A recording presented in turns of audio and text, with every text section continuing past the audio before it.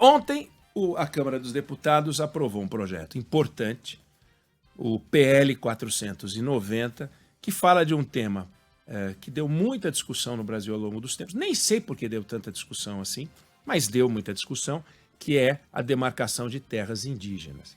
Dá muita discussão porque demarcação de terra indígena é um tema que mistura razão com emoção, aí todo mundo fica sempre discutindo. Mas a Câmara dos Deputados aprovou o projeto de lei 490. Sobre ele, primeira coisa a dizer, ficou comprovado, pelo menos até o momento, nós estamos iniciando o mês de junho já, né? Praticamente nós já estamos em junho, portanto, quase o fim do primeiro semestre, faltam 30 dias para acabar o semestre, que o governo só emplaca os projetos quando a Câmara também quer. Ou seja, o governo não consegue emplacar projetos dele, porque neste caso o governo trabalhou contra esse projeto. E, no entanto, o projeto foi aprovado na Câmara dos Deputados. Aí o governo está fazendo conta para dizer que não foi massacrado, mas perdeu. O governo queria que não passasse o projeto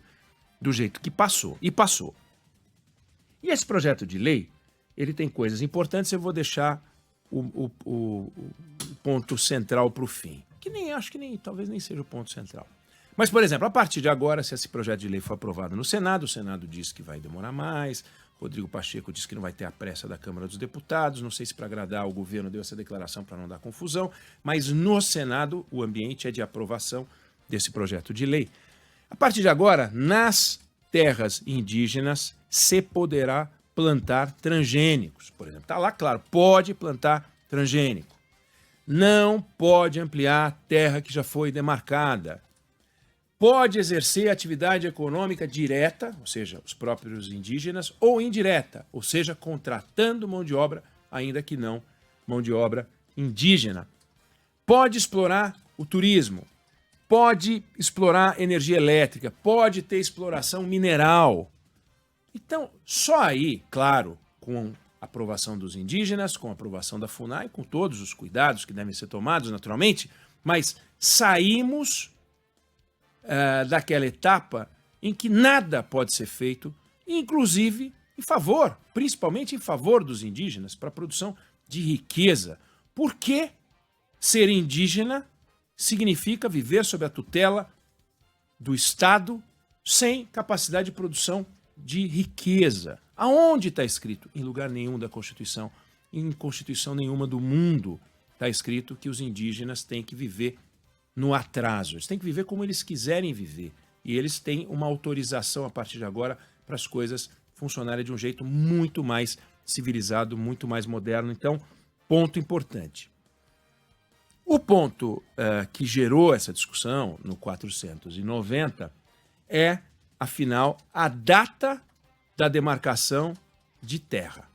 A Constituição brasileira fala, no seu artigo 231, que terra indígena é aquela que os indígenas ocupam, presente do indicativo, ocupam, não é ocupavam, ocuparam, ocupariam, ocupam significa estão na terra, a não ser, é claro, né? Por exemplo, eles estavam na terra até o dia 5, ou dia 4, ou dia 3 de outubro de 1988, quando a Constituição foi escrita, e veio uma turma lá e arrancou eles de lá à força. Então, eles só não estavam no dia 5 porque foi gente lá e arrancou eles de lá. Aí não. Mas a ideia é, ocupam. Os índios estão na terra em 5 de outubro de 1988? Então, e no dia 6? No dia 6, aí, então, é até o dia 5 de outubro. Se eles estavam em 1836, 1914, 1954, aí não dá. Tem, inclusive, Débora, coisas impressionantes. Terras que foram alvo de reforma agrária e que o INCRA entregou para não indígenas e que depois a FUNAI requereu a terra, porque os indígenas requereram a terra. E aí, pessoas que receberam a terra dentro da lei fizeram tudo certinho, estavam na terra 30, 40 anos, agora você tem que sair. É uma loucura um negócio desse, não faz sentido. Então tem que ter uma política clara. A Constituição sugere que as terras são aquelas que os índios ocupam. Bom, aí, obviamente, começou uma discussão se isso era definir o marco temporal como sendo 5 de outubro de 1988 ou não.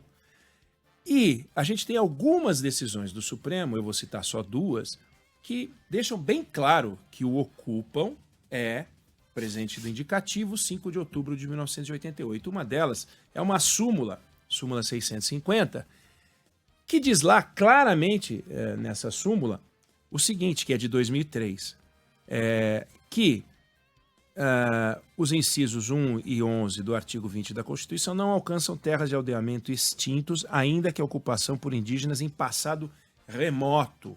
Então, ocupou em passado remoto, aldeamento extinto, desculpa, acabou. Então já tinha essa súmula 650. Aí teve a demarcação de uma terra muito grande, que é o Raposa Serra do Sol, em Roraima, 194 comunidades indígenas, 5 etnias, foi um grande julgamento e que gerou uma decisão do Supremo que não era vinculante. Eis o detalhe, que não era vinculante, ou seja, era uma decisão do Supremo que não obrigava todas as futuras decisões do Poder Judiciário a seguir essa norma. Mas lá dizia claramente que era preciso que, para demarcar, os indígenas estivessem na propriedade no dia 5 de outubro de 1988, ou seja, a data da promulgação como um instrumento e um dado de ocupação fundamental. Então, isso é de 2010 e trata especificamente do artigo 231. A resolução, a súmula 650, deixa claro também. Então, não há dúvida, o Supremo, por 2 ocasiões, decidiu. Então, agora, quando a Câmara dos Deputados toma essa decisão com o projeto de lei 490, muitos estão dizendo assim, bom, agora não tem nem por que o Supremo discutir de novo, porque afinal tem um projeto de lei definindo que finalmente é o dia 5 de outubro de 1988, mas não. Por quê? O que o Supremo tem que discutir, e está marcado para o dia 7 de junho agora, tem que discutir, está lá escrito o seguinte nessa discussão. Se o artigo 231, veja, se o artigo da Constituição 231 diz que ocupam 5 de outubro de 1988 ou não, porque as decisões todas que o Supremo tomou neste sentido não têm efeito vinculante, agora terá, agora é para valer, agora é para definir de uma vez por todas. E o Supremo, infelizmente, rediscute matérias que já discutiu. A gente viu isso, por exemplo, na segunda instância. O Supremo já foi a favor da segunda instância, depois os mesmos ministros, não todos, mas alguns ministros que tinham votado a favor da segunda instância, começaram a defender a ideia de que tinha que ser a prisão só depois de trânsito em julgado. Os mesmos ministros, inclusive Gilmar Mendes, por exemplo, decano do tribunal, defendia uma posição, passou a defender outra. Ora, se o Supremo é capaz de adotar uma decisão diferente na segunda instância, por que agora a gente não pode ter uma surpresa? Pode ter uma surpresa. E por que pode ter uma surpresa? É preciso ficar atento à votação do dia 7 de junho, agora, daqui a alguns dias, uma semana, para ver o que o Supremo vai fazer. O que o projeto de lei da Câmara dos Deputados faz é produzir uma pressão política. Olha, se a casa encarregada de legislar diz que o 5 de outubro é o marco temporal, se o Supremo em 2 ocasiões, pelo menos na súmula 650 e na decisão do Raposa Serra do Sol, definiu o 5 de outubro, por que agora, Supremo, neste ambiente, nesse caldo de cultura, você, Supremo, vai decidir diferente? Espero que a gente não tenha uma surpresa. Agora, não é impossível ter uma surpresa. Por enquanto está 1-1. O ministro Edson Fachin, que é o relator, votou contra a ideia de que o 5 de outubro seja um marco temporal. Ele votou contra. É assim a posição dele. Ele vai para a posição histórica, na leitura dele lá. O primeiro-ministro a votar foi o mais novo na casa, que foi o Cássio Nunes Marques, e ele votou pela ideia da marca do 5 de outubro. Tudo indica, pela postura dos ministros, que o 5 de outubro deve vingar. E é muito importante que a gente defina isso de uma vez por todas, de preferência nesse sentido do 5 de outubro. E é importante Porque o Brasil não pode ficar nesse ambiente instável juridicamente. Não pode você ter uma propriedade, você compra uma propriedade, você tem uma lista de documentos que você tem que pesquisar para comprar uma propriedade, seja um apartamento, seja uma casa, seja um sítio, uma chácara ou uma grande propriedade. Não, isso não atinge só grandes propriedades, tem inclusive repercussão urbana. Repercussão urbana. Um imóvel urbano já foi tema dessa discussão de demarcação de terra indígena. Já aconteceu na cidade de São Paulo, no estado de São Paulo várias vezes. Na cidade de São Paulo, imagina, você pensar que hoje, numa cidade como essa, com 8 milhões de habitantes, você vai ter uma comunidade indígena pedindo a demarcação de uma propriedade. Foi o caso, era um terreno, Débora, que tinha 8 por 25. 8 metros por 25. Não é uma propriedade rural, um grande fazendeiro, que nem tem condições de contratar advogado, no entanto, tinha uma discussão sobre propriedade indígena. Precisa resolver, e tudo por causa do artigo 231. Então, é importante resolver isso de uma vez por todas, para que, na lista dos documentos que eu tenho que pegar, não está dizendo lá que em algum momento a FUNAI pode chegar e dizer que a casa que eu comprei era uma propriedade indígena, está em cima de uma área que era uma propriedade indígena. Isso não pode acontecer. Então, que se resolva isso de uma vez por todas.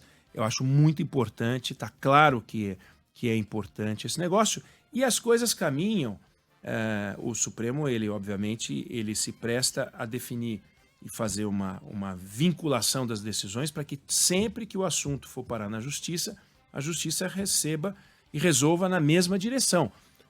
A Justiça, o Supremo Tribunal Federal, quando estabelece a vinculação, faz uma súmula vinculante, define que tem repercussão geral, aquilo vale para o Poder Judiciário. O Poder Executivo, o Ministério Público,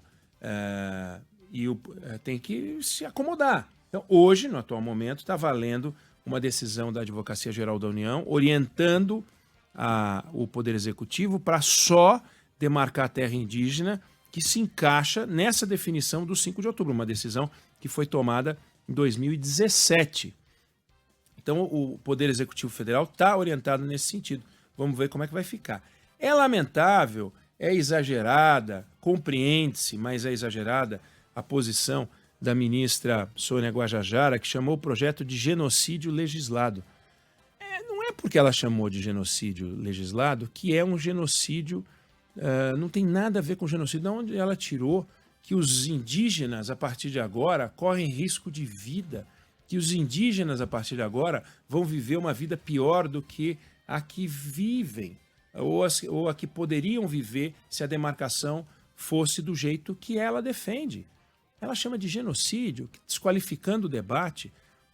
Use argumentos razoáveis para defender sua posição. Agora, genocídio é demais. E aí, obviamente, pelo efeito emocional que isso produz, para quem não está acostumado, ou não lê, ou não está muito interessado em acompanhar o assunto, vê de um lado uma indígena falando em genocídio e de outro deputados de terno e gravata, fica tendendo a ficar do lado da Sônia Guajajara. Mas se parar para olhar, não faz sentido a posição dela, não faz sentido. Ela ganhou apoio do Leonardo DiCaprio, daquele Mark Ruffalo e outros atores que, obviamente, ficam sensibilizados. Vem lá a fotografia da indígena com um cocar dizendo que estão produzindo genocídio. Quem é que, de longe, vai ser a favor de um genocídio? Só está acontecendo um genocídio no Brasil. Não, eu sou contra. Se tem genocídio, eu sou contra. Agora, tem que se informar, né? Que os atores de Hollywood não se informem, tudo bem, o único compromisso deles é decorar papel dos filmes que eles fazem. Eles não têm que entender o que está acontecendo no Brasil. O que a gente não pode é ficar sensibilizado. Nossa, até o Leonardo DiCaprio, como se o Leonardo DiCaprio pudesse saber alguma coisa sobre o que está acontecendo. Não tem a menor ideia do que está acontecendo, nem ele, nem o Ruffalo, nem ninguém em Hollywood. Eles estão impactados por esse discursinho de rede social, por essa coisinha que sai um postzinho aqui, um postzinho ali, e fica todo mundo sensibilizado. Não vamos nos deixar levar por isso. Então, dia 7 de junho, o Supremo Tribunal Federal vai discutir o assunto da maior importância para encerrar de vez. Não está descartada a possibilidade do Supremo pregar uma peça, que já pregou. Se o Supremo entender que não vale o 5 de outubro, esse projeto 490 vai para o brejo, cai totalmente. Então não imagine que a lei regula a emenda, o artigo da Constituição. É o contrário. A lei é que tem que ser constitucional, não é o artigo da Constituição que tem que ser legal. Tudo indica que as coisas neste caminho estão encerradas e tudo indica que o governo federal perdeu mais uma e comprou uma briga que não deveria ter comprado, mais uma. E, como eu sempre digo, eu não sei se você concorda ou se você discorda, mas essa é a opinião que eu tenho sobre o assunto.